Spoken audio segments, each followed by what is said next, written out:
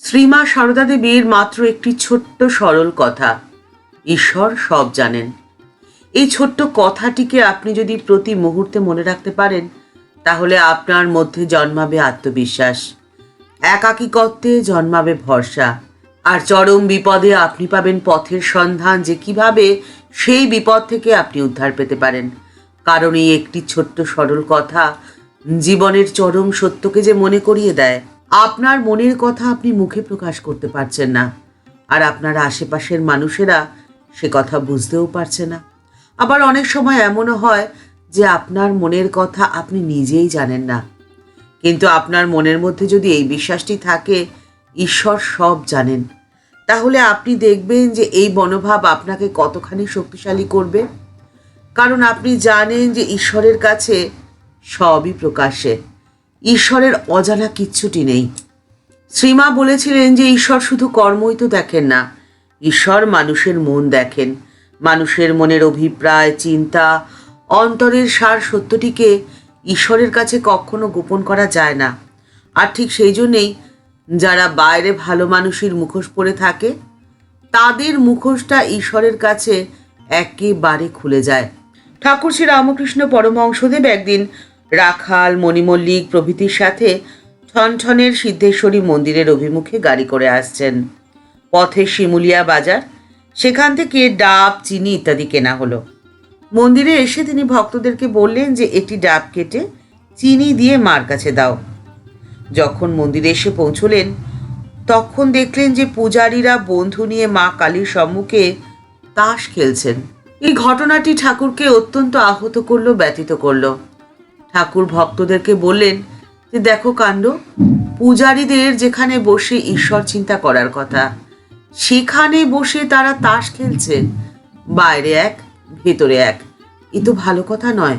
দক্ষিণেশ্বর মন্দিরের প্রতিষ্ঠাত্রী রানী রাসমণি দেবীকে মন্দিরে মায়ের সামনে বসে সাংসারিক চিন্তা করার অপরাধে ঠাকুর শ্রী রামকৃষ্ণ পরমহংসদেব, রানীমার ছোট ঠাকুর, তিনি তার গালে চড় মেরেছিলেন। এই কথাটি তো প্রায় প্রত্যেকেরই জানা। ঠাকুর বলেছেন বারবার একটিই কথা, মন আর মুখ যেন এক হয়। ঠাকুরের এই ভাবটিকেই শ্রীমা বলেছিলেন ঈশ্বর সব জানেন। এই কথাটিকে সবসময় মনে রাখবে। আর আপনি যদি এই কথাটি সবসময় মনে রাখতে পারেন, তাহলে আপনি দুভাবে উপকৃত হবেন। প্রথম, আপনি অত্যন্ত সাহসী হয়ে উঠবেন। সারা বিশ্ব সংসারের মানুষ যদি আপনাকে ভুল বোঝে, আপনার অন্তরের ব্যথা, বেদনা, যন্ত্রণা কেউ যদি উপলব্ধি করতে নাও চায়, তবুও আপনি জীবনের প্রতি আস্থা হারাবেন না। আপনি কখনো ধৈর্য হারাবেন না। কারণ আপনি জানবেন, কেউ না জানুক, ঈশ্বর তো জানেন। আপনার এই বিশ্বাসটি আপনাকে এতটাই শক্তিশালী করবে যে আপনি কল্পনাও করতে পারবেন না। আর দ্বিতীয় যেভাবে আপনি উপকৃত হবেন সেটি হলো, কখনো কোনো পরিস্থিতিতেই আপনি অসত্যের পথে একটি পাও ফেলতে পারবেন না। আপনি কখনো অসত্যের সাথে কম্প্রোমাইজ করতে পারবেন না। কারণ আপনি তো জানেন, সবাইকে ঠকানো গেলেও ঈশ্বরকে ঠকানো যাবে না, তিনি সব জানেন। আর আপনার এই দৃঢ় পদক্ষেপ আপনাকে জীবনে সুখ, শান্তি এবং সমৃদ্ধি এনে দেবে। আর সততার পথ হতে পারে দুর্গম, এই পথে হয়তো সকলে চলার সাহসও পায় না, কিন্তু আপনি যখন এই পথে হাঁটতে শুরু করবেন, তখন আপনি যে জীবনে সফল হবেন এই নিশ্চিত। এর অন্যথা হওয়ার কোনো উপায় নেই। আর সফলতার পথে আপনি যদি একাকীও হাঁটেন, আপনি তো জানবেন যে ঈশ্বর রয়েছেন আপনার পাশে। আপনার কিসের ভয়? আপনি যখনই বিপদে পড়বেন, তিনি তো আপনার হাতটি ধরবেনই। এই বিশ্বাসই আপনাকে সেই পথে হাঁটতে সাহায্য করবে। শ্রীমা সারদা দেবীর এই বাণী আমাদের এটি শেখায় যে অন্তরকে পবিত্র রাখাই জীবনের প্রকৃত সাধনা, প্রকৃত আরাধনা। মা তাই তো বলেছেন, নাইবা পেলে ধূপ চন্দন, মন দিয়ে ভক্তি ভরে যদি তার পূজা করো, তিনি তোমার ডাকে সাড়া দেবেনই। কারণ ঈশ্বর যে সব জানেন, তিনিই তো আমাদের চরম আশ্রয়, চরম বিশ্বাসের স্থান। এই বিশ্বাসটিকে ধরে রাখার জন্যে আপনার মনটিকে কিন্তু শক্তিশালী হতে হবে। ঠাকুর বলে গেছেন, মনেতেই বদ্ধ, আবার মনেতেই মুক্ত। ঠাকুর বলছেন যে দেখো, মন শুদ্ধ না হলে যে যোগ হয় না। মনের বাস হলো কপালে, আজ্ঞাচক্রে। কিন্তু আমাদের দৃষ্টি থাকে লিঙ্গ, গুচ্ছ আর নাভিতে, অর্থাৎ কামিনী কাঞ্চনে। তার জন্য দরকার প্রতিদিনের সাধনা। প্রতিদিন সাধনা করতে করতে মনের ঊর্ধ্ব দৃষ্টি হয়, মন মুক্ত হয়ে যায়।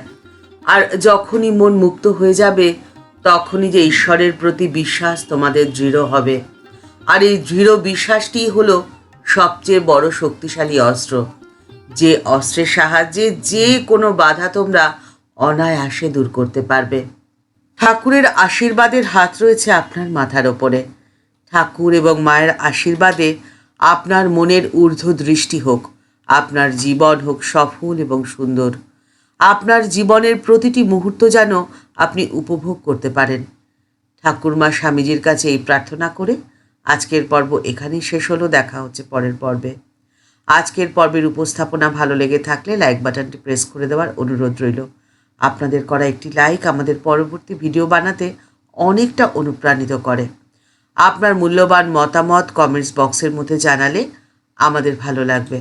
আর আপনি যদি এই চ্যানেলে নতুন হয়ে থাকেন, চ্যানেলটিকে সাবস্ক্রাইব করে বেল বাটনটি ক্লিক করে দিয়ে অল বাটনটিতে ক্লিক করে দিতে পারেন। তাহলে এই চ্যানেলে ভিডিও আপলোড হলে আপনার কাছে সবার প্রথমে নোটিফিকেশনটি চলে যাবে। সবাই ভালো থাকবেন, সুস্থ থাকবেন। এই ভিডিওটি ভালো লেগে থাকলে অনেকের মধ্যে শেয়ার করে দেওয়ার অনুরোধ রইল। দেখা হচ্ছে পরের পর্বে। নমস্কার।